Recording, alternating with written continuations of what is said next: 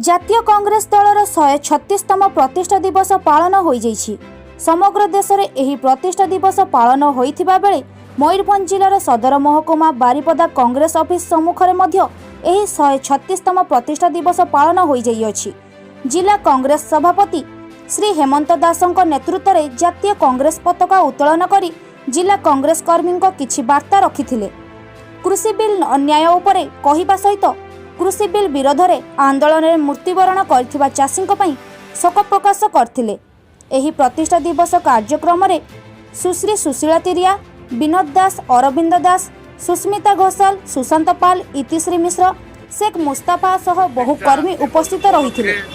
आज आम समस्ते एकत्रित हो जातीय कांग्रेस दलर सम्मान रक्षा करने समस्त शपथ नवा एवं जो चाषी भाई माने जो अन्नदाता माने आज थंडारे न्याय्य दाबी पाई पहुंचती कांग्रेस दल तरफ समवेदना जनवा सहित जो मैंने मृत्युवरण कर आत्मार सद्गति आम दल तरफ प्रार्थना कर।